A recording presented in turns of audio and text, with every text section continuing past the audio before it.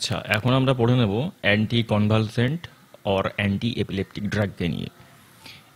Anti convulsant, এই যে কনভালসান, এই যে এর মিনিংটা হচ্ছে ব্রেনের মধ্যে ইলেকট্রিক ইম্পালসের একটা ইররেগুলারিটি, যার ফলে নার্ভিন যে ইম্পালসটা হয়, মানে ইলেকট্রিক ইম্পালসের কারণেই বিভিন্ন নিউরো ট্রান্সমিটারের আপ ডাউন হয়ে থাকে, সেগুলোর রেসপন্স, এই সমস্ত বিষয়গুলো জড়িয়ে থাকে।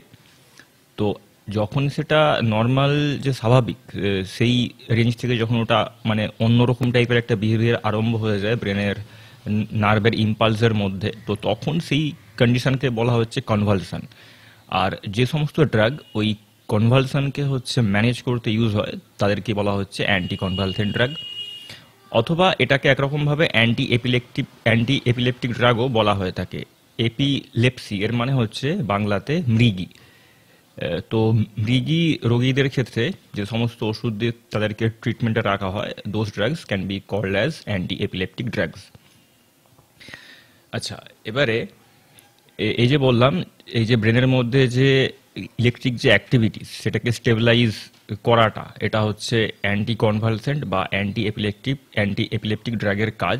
তো এটা সে কিভাবে করছে, এই যে মেকানিজম অফ অ্যাকশনস এমওএ, এটা কিন্তু একটা খুবই ইম্পর্টেন্ট পার্ট, যে এই ড্রাগগুলো কিভাবে কি কাজ করে থাকে। তো প্রথম যেটা পয়েন্ট সেটা হচ্ছে সোডিয়াম চ্যানেল ব্লকেড।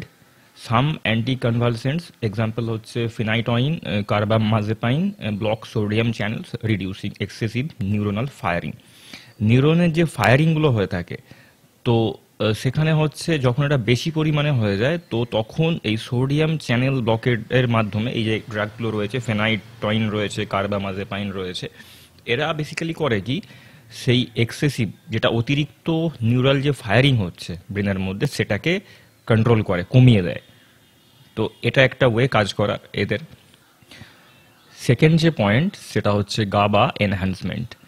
গাবা এনহ্যান্সমেন্ট মানে হচ্ছে গামা অ্যামিনো বিউটারিক অ্যাসিডের enhancement. Drug like benzodiazepines and barbiturates enhance GABA activity, increasing neuronal inhibition to prevent scissors.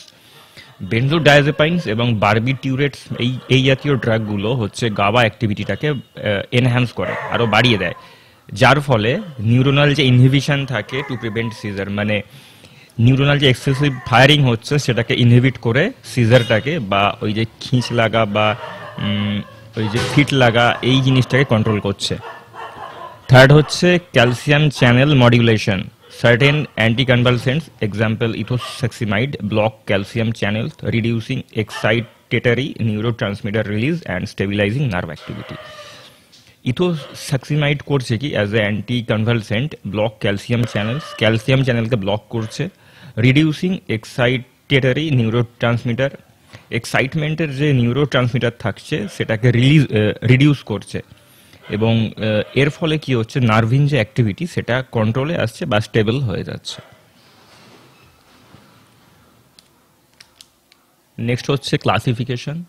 প্রথম যেটা সেটা হচ্ছে হাইড্যান্টয়েন্স, এর এক্সাম্পলস হচ্ছে ফিনাইটয়িন এবং ফসফিনাইটয়িন।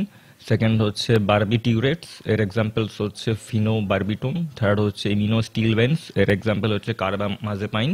ফোর্থ হচ্ছে কার্বক্সিলিক অ্যাসিড ডেরিভেটিভস, এর এক্সাম্পল হচ্ছে ভ্যালপ্রোইক অ্যাসিড। ফিফথ হচ্ছে সাকসিনিমাইডস, এর এক্সাম্পলস হচ্ছে ইথোসাক্সিমাইড। বেনজো ডায়াজেপাইনস, এটা হচ্ছে সিক্সথ, এর এক্সাম্পলস হচ্ছে ডায়াজিপাম, লরাজিপাম, ক্লোনাজিপাম এবং ক্লোবাজাম। এবং আদার্সের মধ্যে আসছে গ্যাবাপেন্টিন, প্রিগাবালিন, এটসেট্রা। এরপরেও অনেকগুলো আছে যেগুলো আদার্সের মধ্যে পড়ে। আচ্ছা, যে নোটস দেখে এটা আমি বললাম, তো সেই নোটসের লিঙ্কটা এই ভিডিওর নিচে যে ডেসক্রিপশন বক্স থাকবে সেখানে লিঙ্ক দেওয়া থাকবে, আপনারা ওখান থেকে গিয়ে প্রিন্ট আউট করে নিতে পারেন নোটসটার।